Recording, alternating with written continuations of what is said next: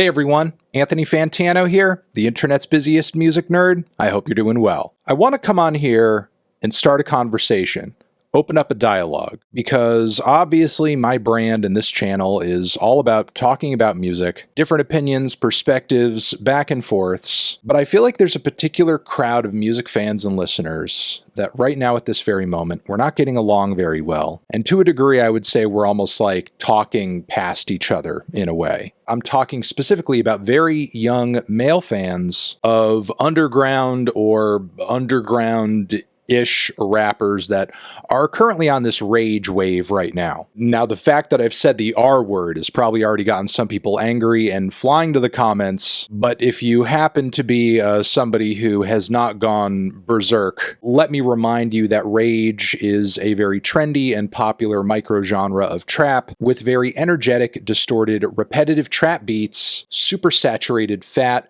overpowering bass, bright, burning, cycling synthesizers, the history and artistic lineage of which has been pretty well documented up until this point. Now this style, this sound, this trend has grown to be one of the biggest forces in hip-hop today, to the point where not only do you have numerous artists who were not in this rage lane to begin with, jumping into it, really trying the genre on for size in order to stay relevant, or are just merely borrowing some aesthetic ideas from it because they're on trend. They're what young, passionate music listeners want to hear. And if you were to go off of comments made on a recent weekly track roundup video that I did, you would think me pointing this out is the most horrible thing ever. Big up-and-comer in the rap underground, if to you underground means sounds like Playboi Carti. I feel like as far as, again, stuff that's going in this hyper-distorted trap, auto-tuned, rage type direction.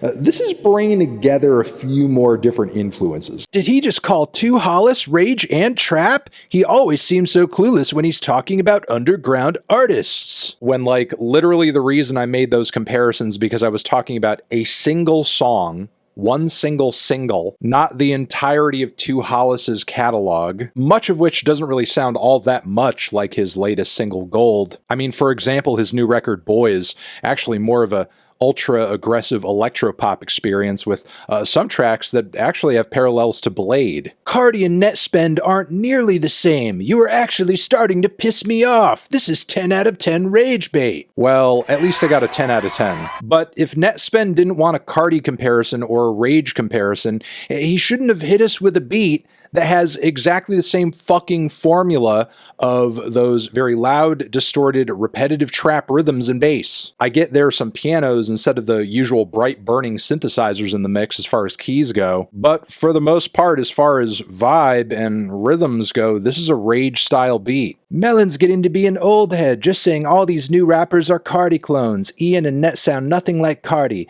I don't get his hate for it. Since when does Ian or Net say fue or sia? I can't imagine anything more airheaded and myopic in music analysis than like limiting the likeness of one artist to another on whether or not their ad-libs are the same. Yeah, that's how you know whether or not one artist is inspired by another. Are they doing the same ad-lib? Do you guys even know what you're listening to? Are you actually hearing the patterns and the melodies and the rhythms and the instrumentation and the flows? Or are you just like, he said fue? Comparing every new underground rapper to Cardi is a very unhealthy mindset, bro. No.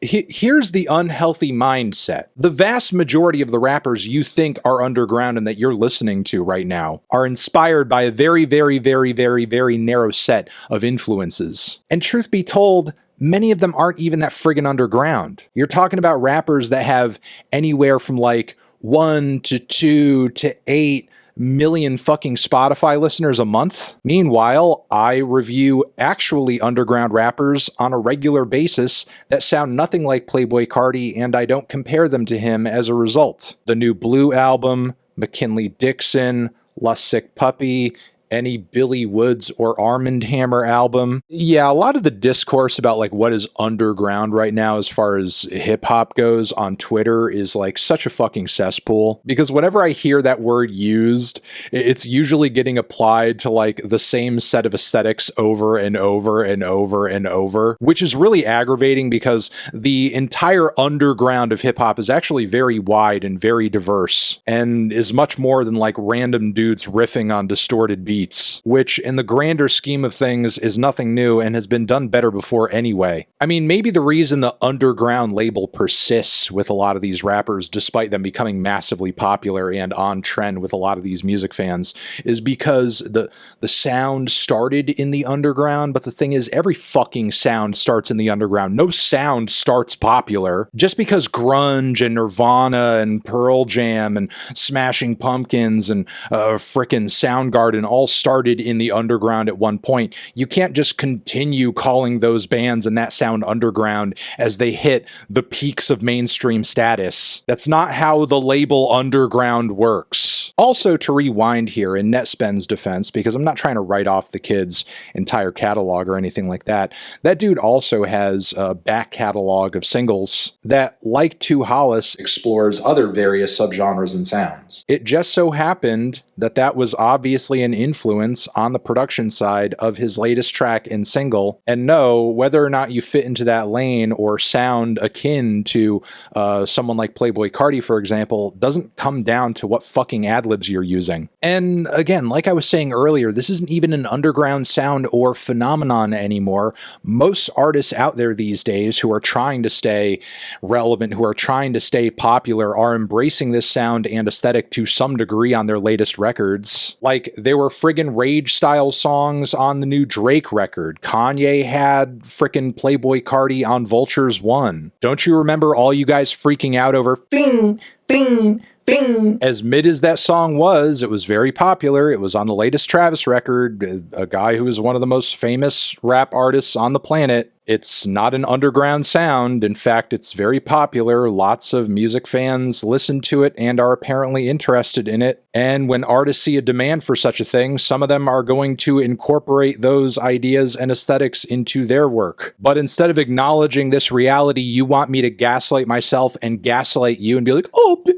baby, no, it's a totally different new thing that's new. It doesn't sound like anything else. There's so much rap music out there that doesn't sound anything like this. And I review it. But the thing is, none of you guys watch it or listen to it, which is why you're coming away from my videos with the perception that every underground rapper sounds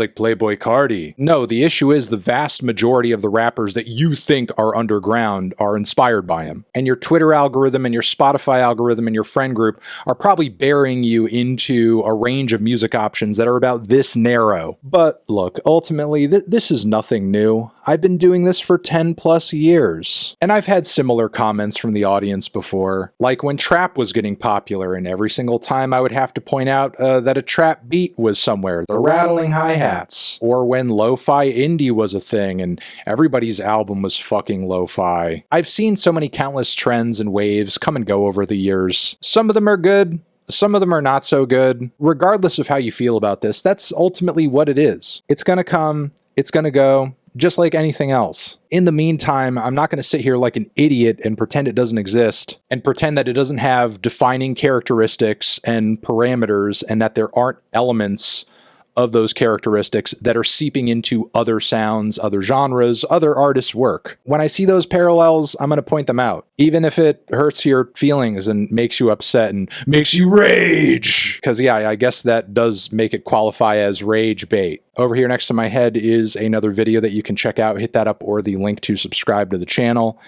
Anthony Fantano, rage! Forever.